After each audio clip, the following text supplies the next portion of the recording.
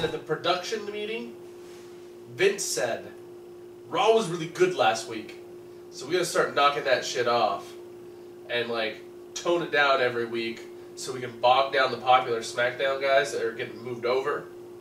I mean, they did bring over a lot of popular SmackDown people. They did. Oh! My bad. Hey, what's up, guys? Hey! Welcome to the Raw Review! Yeah! Week 148. That one. I don't keep track of Night 1 of 2 of the Superstar Shakeup. Potentially 3. I'm just kidding. Well, I mean, we did have one guy from NXT show up. Sort of. Elias Sampson was on Raw. He might have been on his way. He might have been on his way to SmackDown. We're not sure. But yeah, he showed up for a second and then he walked away. Speaking of the Superstar Shakeup, which is where he should stay. What, gone? Away, yeah. Away. Drift away. Gotcha. So yeah, the Shakeup actually got started before Raw even started. Yeah, with a huge roster-shaking announcement that just rocked the WWE Universe to its core. Let them know. Apollo Crews is on Raw now. And if you're asking who Apollo Crews is, it's this guy. Remember him?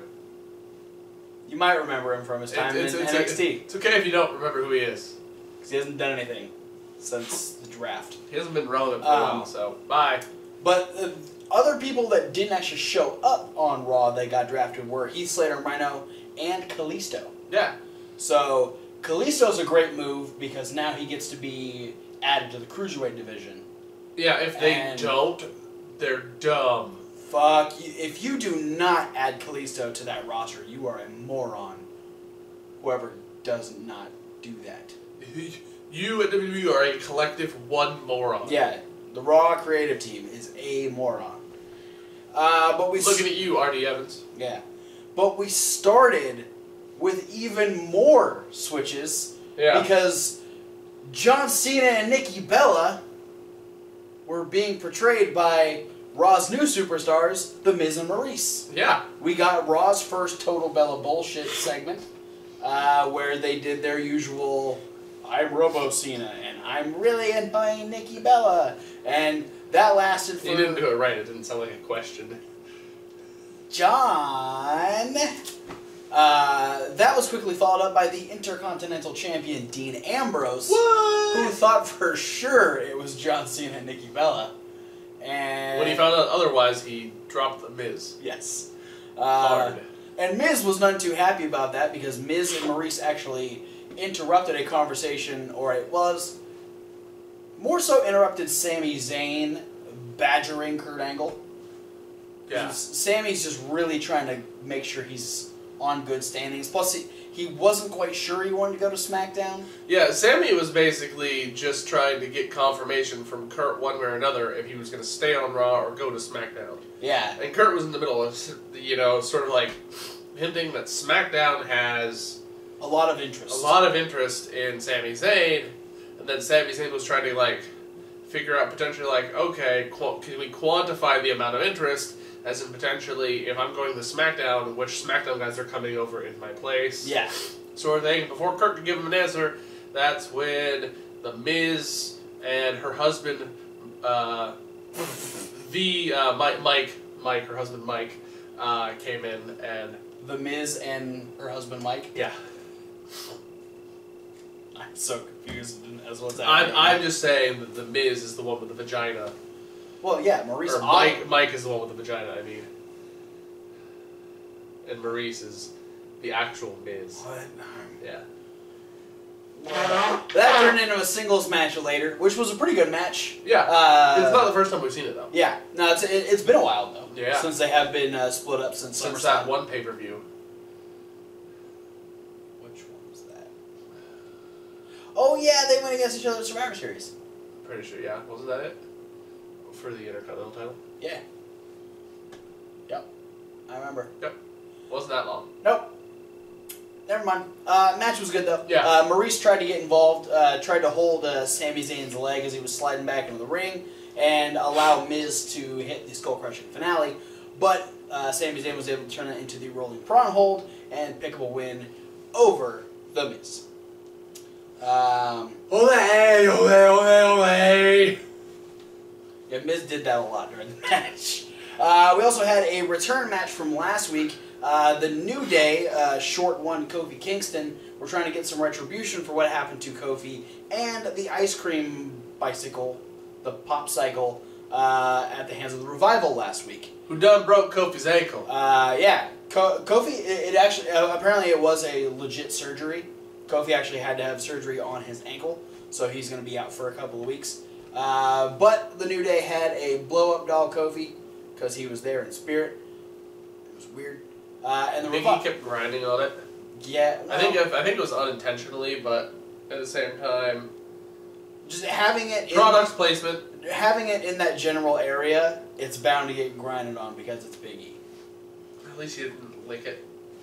But the Revival had brand new T-shirts. Yeah. Once Dash was wearing one that said "We broke Kofi's ankle," and Dawson had a "Rest in Peace" for the Pop Cycle shirt. 2017 to 2017. Which, I mean, was clever, but at the same time, the pop cycle was still there. True. So it wasn't actually dead. They just knocked it over. This was also a really good match. Still my boys, though. I am enjoying this storyline. I like where they're going. This is not only continuing the favoritism that people have for the New Day, but it's a great way to get the Revival over on the main roster. Yeah, well, nothing's gonna come over and make a bigger, really, implication, other than maybe if they were to have come out and beat the Hardy Boys in a non-title match. That's the only step higher than the New Day. That's going out and, on your first night, beating the team that's collectively the longest reigning tag team champions in WWE history. Yeah. So yeah, it was just 2 weeks in a row now. And the Revival can work with any team they freaking want. It's cool to see Xavier Woods get more ring time too. Albeit probably just because Kofi's injured. Probably. So yeah, it's a fun experience all around. Plus another really good win for the Revival as New Day was setting up for the midnight hour. Big E ended up getting shoved towards the turnbuckle that Xavier Woods was already standing on. He leapfrogged over Big E right into the shatter machine. Yeah, and then he scorpioned himself. Yeah, he landed on his face, and the Revival pick up a second win in a row over the New Day. Yeah. So they're my boys. They win. They get results. Kurt Hawkins is on Raw. Woo! And getting punched in the face by the Big Show. Woo! Neville is talking to Charlie about his once again defending the Cruiserweight Championship at Payback against Austin Aries. He's just, He's Neville. He already beat Austin Aries. He's going to beat Austin Aries again. And then TJ Perkins, who's actually going to be facing Austin Aries, is like, hey, you might want to chill out on the words there because, if you might have to eat those words later. And then Neville kind of gets this like, but TJ, don't you see what's happening? Like, all of your opportunities are being given to other people, like Austin Aries. Yeah. You haven't been. I mean, what have you done in the last couple months? You haven't done anything. You could be getting this shot, but no, Austin Aries, who already lost at WrestleMania, is getting another shot at it. You could be getting this shot, except for the fact that you didn't win the fatal 4-way number 1 contenders match that you were part of, so you're a loser. But he could have if Austin Aries wasn't in. Austin Aries is like, hey, chill out. I'm going to be Cruiserweight Champion. And then we had a match between... Chill out, Timothy Jones Perkins. P.T. Jerkins. Fuck, lost my cap. Then we had T.J. Perkins versus Austin Aries, which wasn't super long, but it was good. It was good while it was going. Yeah, Transmission Jelly Perkins looking real good. Transmission Jelly? Yep. You're already stretching. You might want to stop. Oh, it's going to keep going forever and ever. Every 205 Live, he's getting a new name. I've already got one in my head. Oh, God. If I remember, I might say it tomorrow when we talk about 205 Live. But yeah, Austin and Aries, like him and Perkins wind up on the outside. Austin Aries is kind of celebrating with the crowd standing up on the barricade. Neville, who's at commentary, starts storming down to the ring and is distracting Austin Aries. Aries gets back into the ring, is looking at the referee like, what the hell? Why are you trying to like count me out or something? Like, you're on the outside. He's supposed to do that. And then that allowed T.J. Perkins to roll up Austin Aries. Yeah. So T.J. Perkins wins over the #1 contender. And then while Austin Aries is staring down Neville, who's still on the outside, T.J. Perkins attacks Austin Aries. Heel turn by Turkey Jerky Perkins. You stole mine, you motherfucker! It took you 45 seconds to steal. Fuck you! We learned the fate of Seth Rollins on Monday Night Raw. I don't know why they tried to hype this as big as it was. Because it's like, oh man, Stephanie's going to be so mad when she gets back, but she's not back yet, so I don't know, should I go to Smack? Nah, fuck it, I'm going to stay on Raw. And then it was still like, Kurt Angle's like, oh, I don't know, you might, there's been a lot of talk of sending you to SmackDown, but I want the best show possible, so I'm going to keep you over here. Like, already setting up tension between her and, between Kurt and Stephanie. Yeah. So, yeah, so Seth Rollins still on Monday Night Raw. They got attacked by Samoa Joe. Yeah. Which Kurt was none too happy about. Yeah, Kurt, like, tried to separate them once. Yeah. And then he just kind of sat, like, he stood there in the ring. He shuffled around, like, yeah. Like, what am I supposed to... It's not like he hasn't faced Samoa Joe before, like... He just kind of did the side... Talk about that company. He just, like, did this whole, like, like, he was trying to make sure they didn't fall out of the ring or something. Yeah. So this is more than likely setting up a singles match between Seth Rollins and Samoa Joe at Payback. Triple threat with Kurt Angle. Oh shit! Now he won't know what to do. It'd be a triple threat. And Kurt will just shuffle around the ring.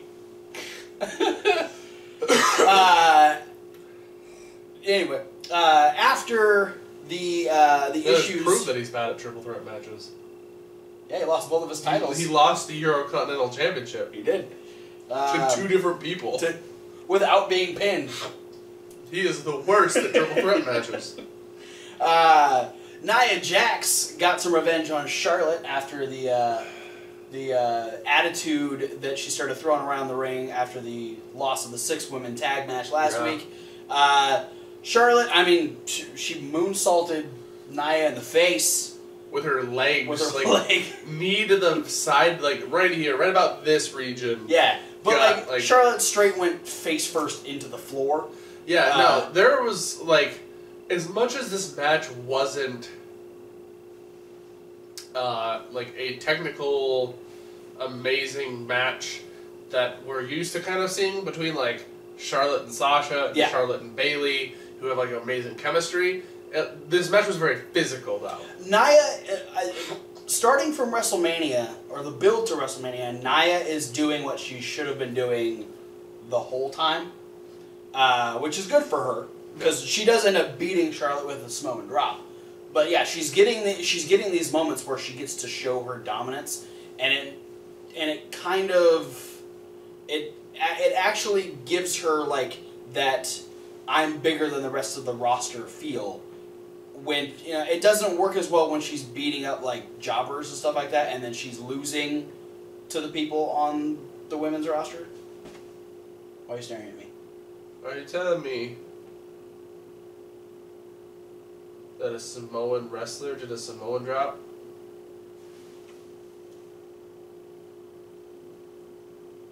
Yes. Shit. Who'd have thunk it? It happens. Sometimes people from Boston do a Boston crab. Oh, I'm calling bullshit on that one. Show me one video clip of a Boston guy doing a Boston crab. Why does it gotta be a Boston guy? I'm pretty sure Sasha's done a Boston crab before. She's from Boston.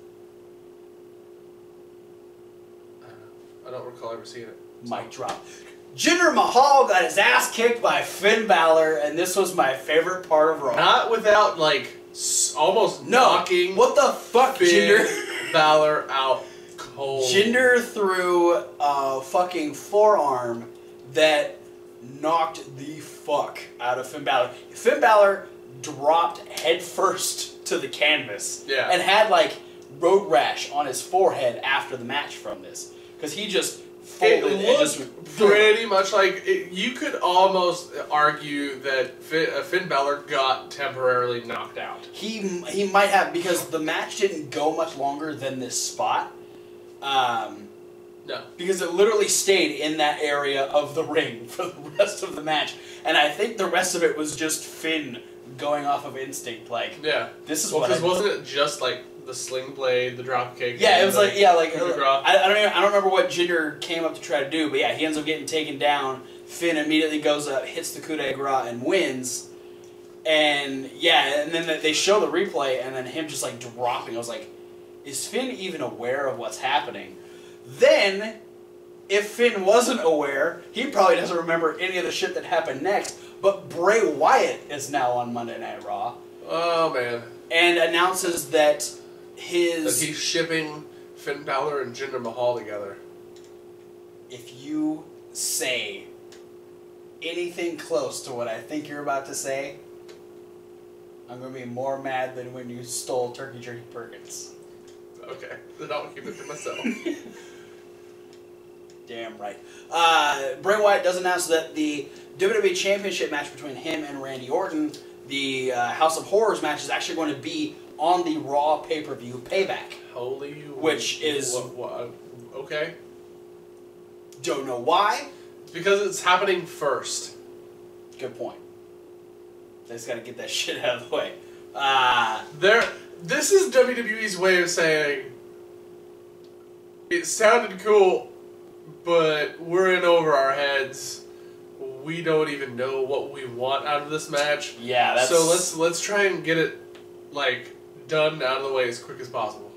But the plus side for me is that he finishes it by saying, I hope you're watching because I'll be watching you. And if I get Finn Balor versus Bray Wyatt, like, pretty much my two favorite guys on the main roster right now, fuck yeah. I'm excited for this shit. Plus, they were never in NXT together, so this is like a first time ever thing, so totally cool with it. Roman Reigns.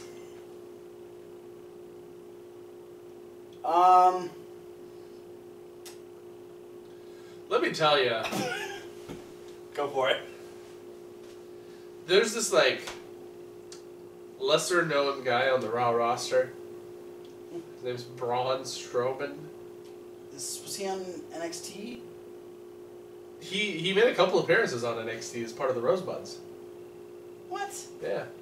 He's the big... he was the cheeseburger. No, right? He was the Spartan Eugene. I just thought that was Eugene. No, way too big to be Eugene. No, Braun Strowman has the ability to take any segment from 0 to 60 very fast. As in the... Michael Cole asks Roman Reigns a question, and then as soon as Braun Strowman is within the eye line of Roman Reigns, you see it go from interview face to oh shit face, get my microphone off, get ready to get tackled face.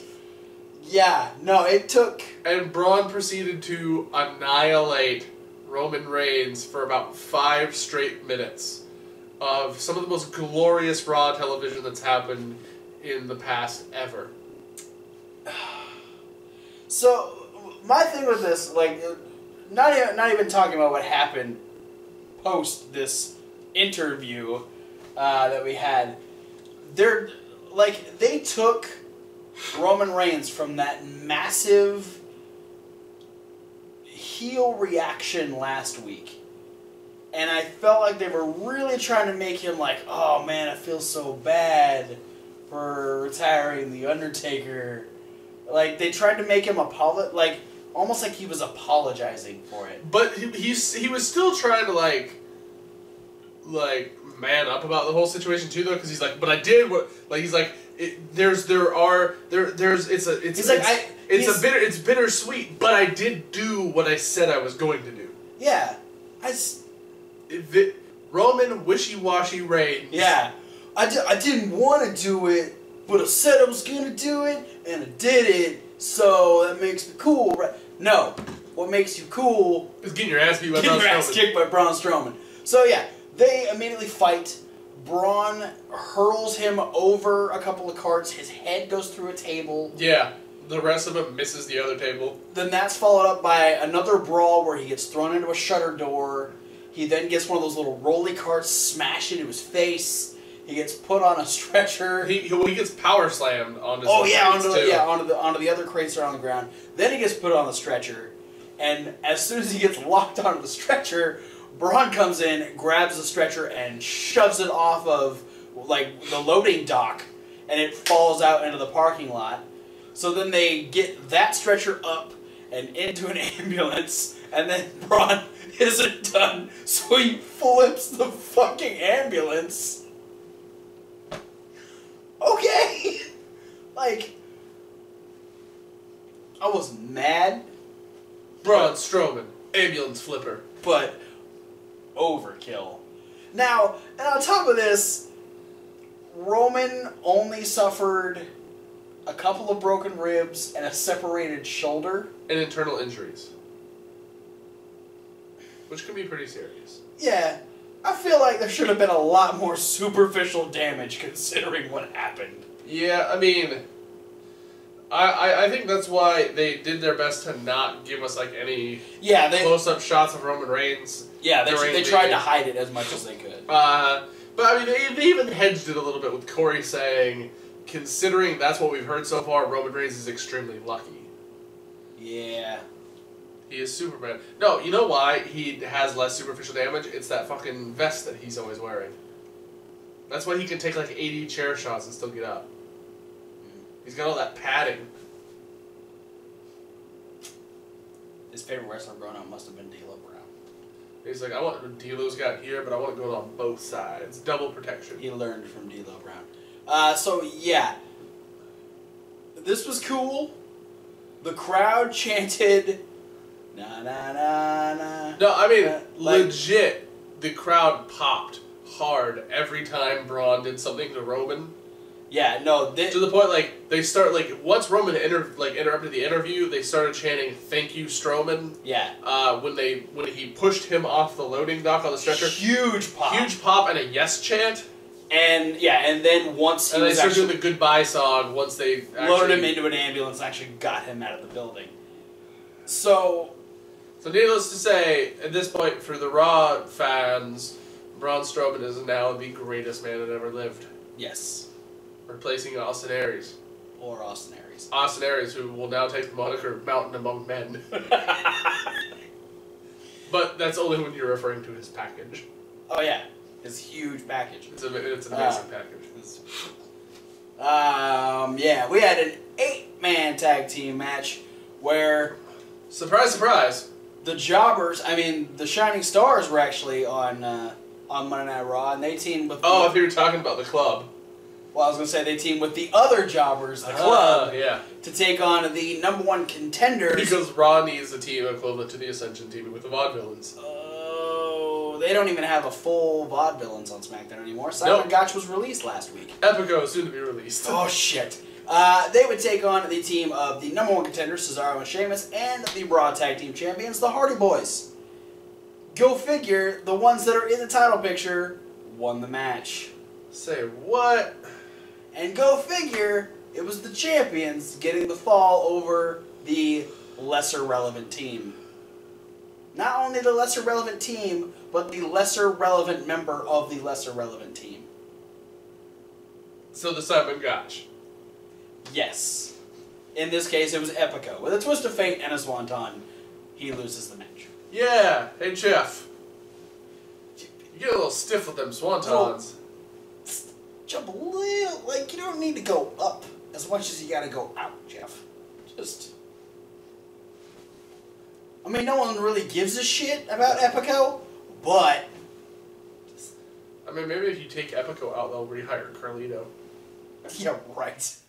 They'll never rehire Carlito. They'll rehire Carlito, make him shave his head, and start calling They'll him just call him Epico. Epico. Oh no. It'll be a They could do that too. Sin Cara thing all over again. Oh, that's awful. No, they're not going to fire Epico. They're just going to make Epico the new Sin Cara. Just mask someone else as him. Is it weird to say that Dana grew some balls? She didn't already have some? Well, no, because she's a woman. Oh. And she's been kind of like the pussiest woman on the Raw roster. Yeah. That's a weird thing to say. But she fucking told Emma to go fuck herself, pretty much.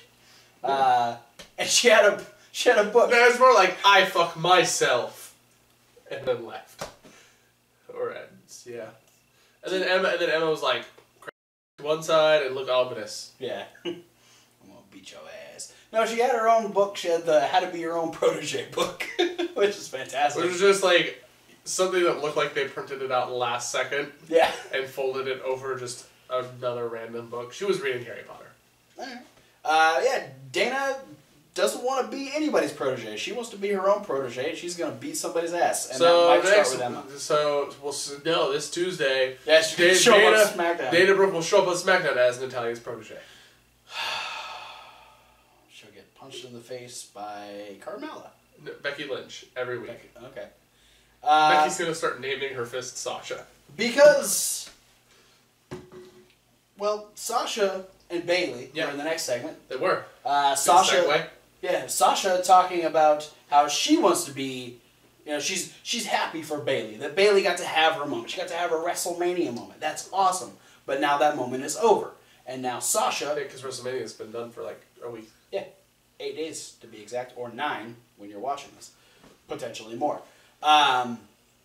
So she wants to be the first person to now challenge Bayley, since pretty much the battlefield was clear at this point. There's no number one contender. There's no nothing. So she wants to be the first person to get that shot. Unfortunately, Alexa Bliss, former 2-time SmackDown Women's Champion, is now on Monday Night Raw, and she wants to continue being dominant and continue to be champion by going against Bayley for the championship. But Alexa's not the only SmackDown woman to show up on Raw this week. Because she thought she had left all that drama on SmackDown except for her biggest piece of drama, that being Mickie James. Mickie James is not letting Alexa Bliss get away that easy. But Mickie might have some other problems because she got blasted by Nia Jax. Yeah, Nia Jax not letting any of them get away that easily. Except for Alexa Bliss.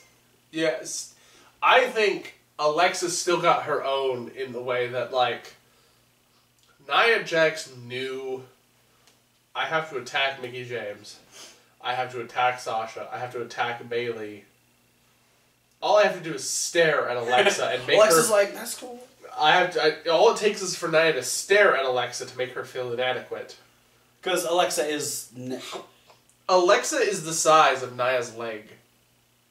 Pretty much. Like,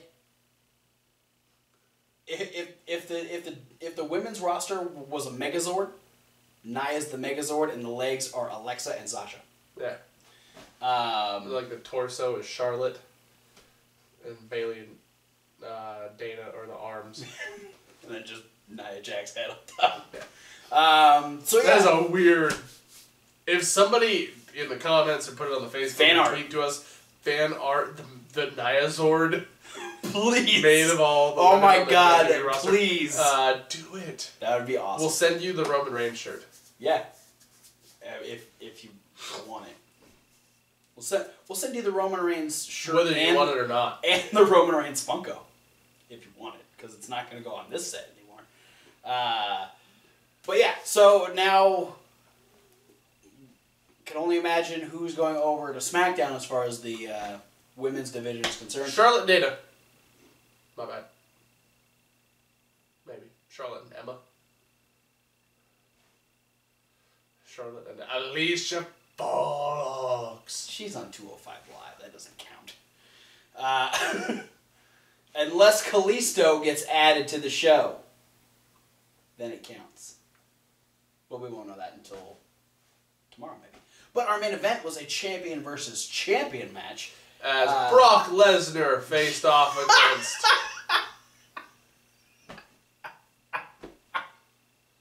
Hang on. Randy Orton.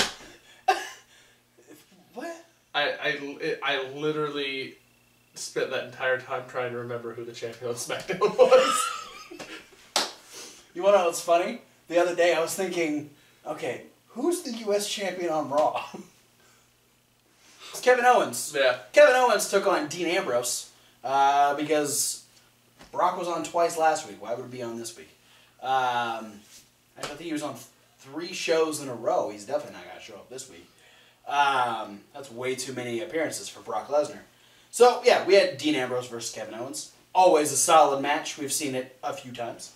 It's been a while, though. That's actually one that has been a while since we've seen it. Yeah. So it's fun to see them go at it again. Last year at the Rumble, I think? That might have been the last time. Yeah, because I think that was followed up by Kevin versus Sami, which kind of led for the next couple of months. Sami Zayn showed up in the Rumble. Yeah, Sami Zayn debuted again in the Rumble. So yeah, I think that was the following feud there. So yeah, just a fun match between the two of them. Dean Ambrose picking up the win after a little like do-si-do into who's going to hit their finisher first. Ended up being the Dirty Deeds. Dean Ambrose picking up his first win on Monday Night Raw. And then Kevin Owens' problems got even worse as Jericho made his way out. He thought Jericho was at home, but he wasn't. Jericho showed up and hit a code breaker because he wants his U.S. Championship back. And then Raw went off the air with Jericho saying, "Drink it in, man." And that was Monday Night Raw. I'm actually kind of scared for SmackDown. Yeah. Because I don't think they're going to get as much power play as Raw did. No, because Raw is WWE's A show. This was legitimately like, oh shit, Raw really sucks. We need to make it better. Mm-hmm. Well, congratulations, you've made Raw better. Just don't ruin SmackDown. Please. Please. Yeah, I'm interested. I'm really interested to see. My biggest thing, which I think is going to be absolutely 100% true, and it's not to say that it's going to be like terribly detrimental to SmackDown, because it's already 90% of the time a better show than Raw. True. That I don't think SmackDown's going to get as many people back as they lost. Yeah, because I think it was like a total of 12. Something of that nature. See, Mickey, Alexa, we had, well, technically they got Elias Sampson, but that doesn't really count. Miz, that's not taking anything away from SmackDown. Miz and Maurice. Dean. Kurt. Apollo. Kalisto. Bray. Something like that. He messed me up. Yeah, I would actually be really pissed off if they're like, oh, SmackDown only gets like 6. I don't think it's gonna be that different, but I say like if Raw got 12, SmackDown might get like 8 or 10. I'd be okay with 10. I'm just saying like, oh, Heath Slater and Rhino got moved over, so I'm saying like SmackDown will get Enzo and Cass. They might get Rollins. Owens, I think, is almost for sure going to be heading over there. 11. Raw got 11. 12, including Elias Sampson. Big Show, maybe. I want Big Show to stay on Raw. Because I want them to do a feud between him and Braun. Yeah. But I have my own theory that because if Seth doesn't get moved to SmackDown tomorrow, they're reforming the Shield. Because if you go over Reasonable Wrestling Fans, I did my very first What Colt's Wondering, and my thought was they only needed to make one quick move to use literally their last-ditch effort to try and make Roman Reigns a babyface, and that's put the Shield back together. All they had to do was move Dean over to Raw. They moved Dean over to Raw. So if Seth doesn't go to SmackDown tomorrow, that's definitely an eventual plan, probably leading somewhere into SummerSlam territory. I would imagine that would be the big so they would reunite like earlier than that, but they'd have their first big match. And if there is like a last minute, hey, Eric Rowan went over to Raw as well, there you'd have 3 members of the Wyatt family because you have Braun Strowman over there. Yeah. So, except Braun's already made it kind of clear that he didn't want anything to do with Bray Wyatt anymore. True. I guess kind of. I don't know.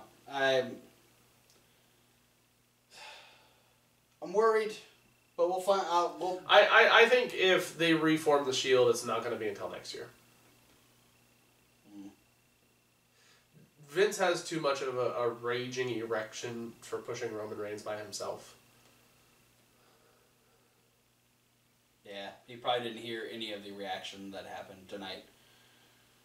All the blood was rushing somewhere else, and his head wasn't quite in the right place. But anyway, yeah, that's it for Monday Night Raw. That's it for the Raw review. Thanks for watching. Don't forget to like, comment, subscribe. Click the links. Check out the podcast. Check out Reasonable Wrestling Fans. It's Reasonable to W. Like wrestling. Where we have a bunch of new videos being posted. Once this is up, you'll have our part 2 of our Strange Soda Taste Test. We got another episode of Fantasy Warfare coming this week. It's this is a good one. We got a 2 out of 3 falls match. Kevin Hawk picking Diamond Dallas Page to take on Thomas Wolfe's Matt Hardy. This is pre-Broken Hardy. This is his initial run in TNA. So a very interesting matchup. I'll be your official, your referee, whatever you want to call it. And then we'll also have another Cocktail Hour coming out this Friday. Woo. Where I believe this is going to be the Big Red Machine. Ah, yes. Drink based on Kane. So look forward to all that stuff. Post in the comments who you think is going to SmackDown. What do you think is going to happen post the shakeup? Let us know. But for now, guys, thanks for watching. We'll see you at whatever video you decide to watch next. Finder Mahaler. Fuck Roman Reigns. What? Brother. Fuck you. Fuck Kevin Hawk.